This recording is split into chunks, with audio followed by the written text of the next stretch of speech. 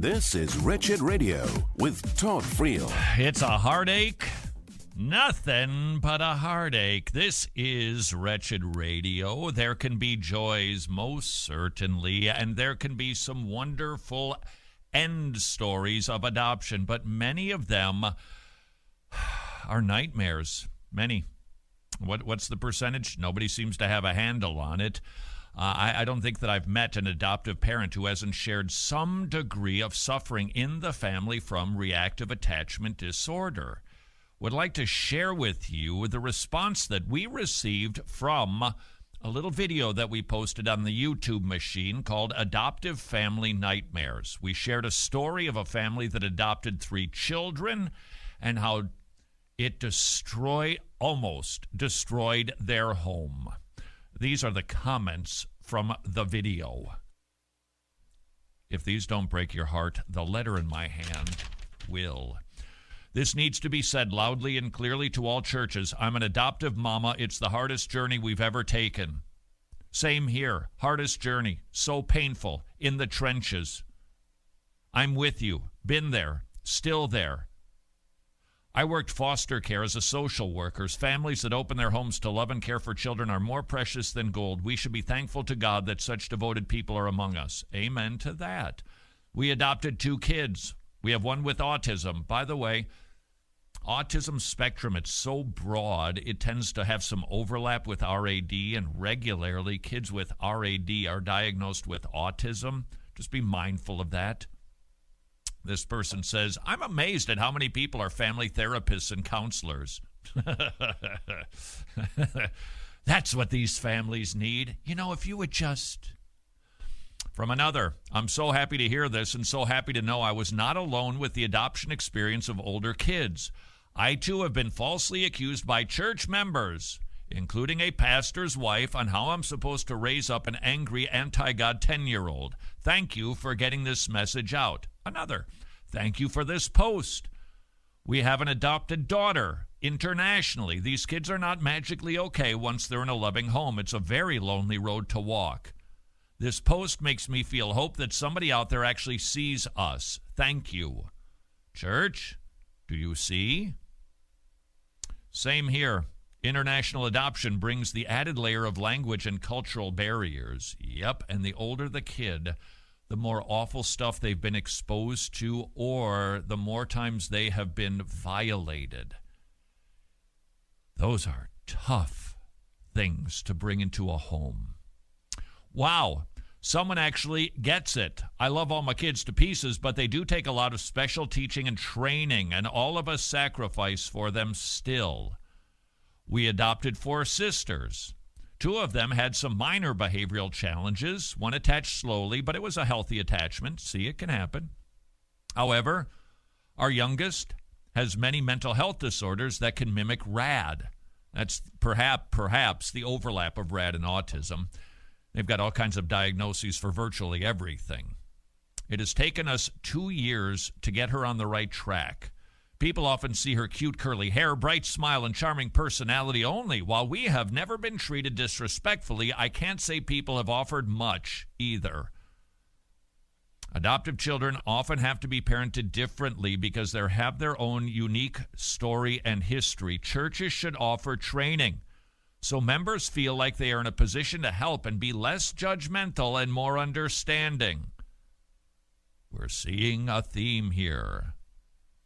This lovely woman writes, we should do something at church. Another, yes. On and on, on and on, on and on they go.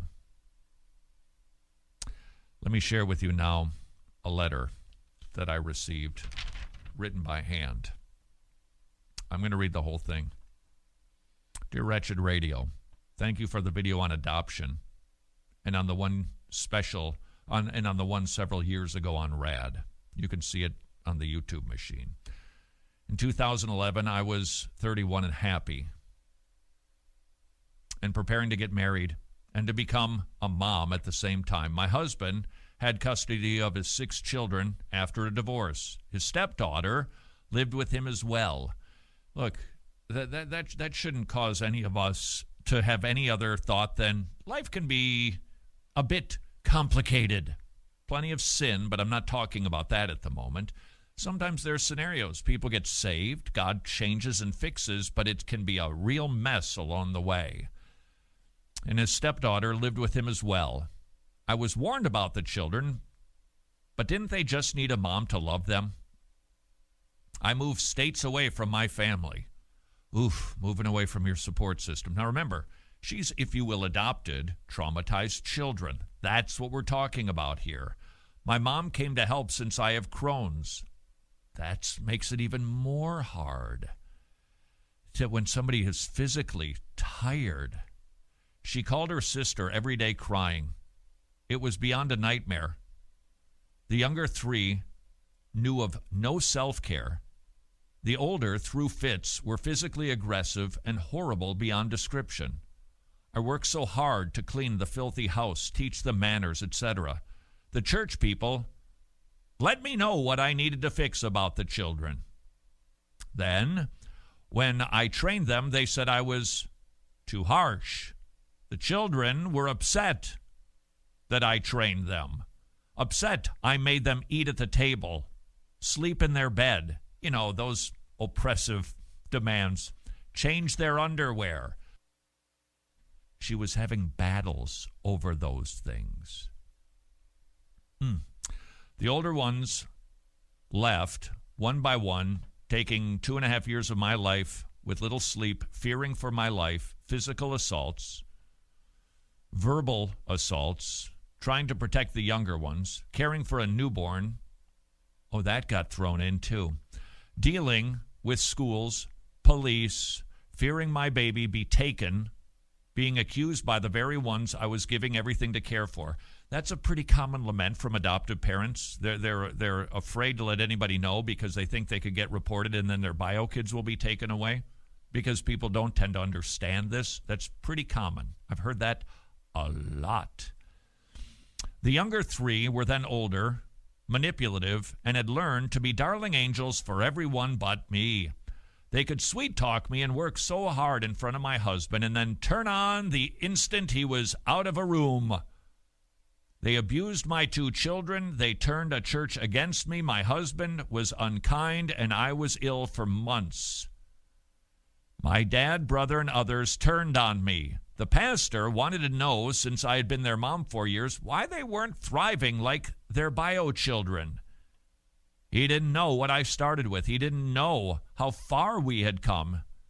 He didn't care that their mom drank, smoked, and did drugs. And I did not.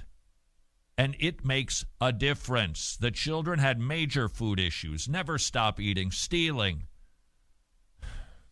They thought because we ate healthy and I controlled diet, they weren't getting enough.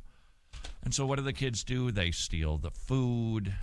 They hoard. They eat like crazy in front of people who then believe they must not be feeding those children, those bad parents. They could use no self-control.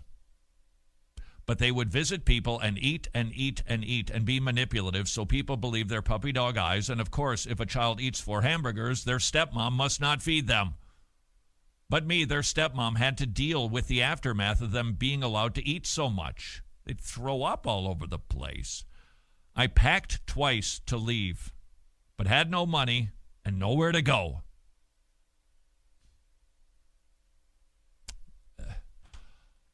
This woman... At the end, now, to be clear, and I'm sure she would agree with this, that this woman sinned in the process.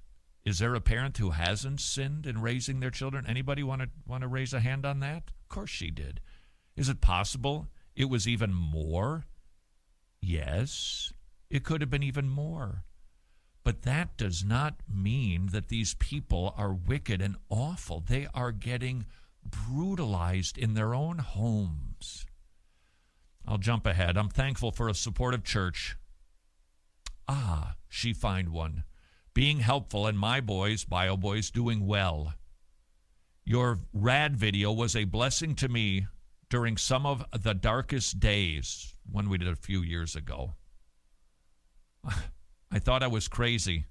I wasn't. That church decided, I watched the video and decided to imagine my stepchildren had rad. The children were so charming and helpful, I must be making it up. I told my husband it was way more than anyone would go through if it were all a lie. Thank you. Watching the video on adoption, thank you for taking a stand and being a voice for these families. May there be more.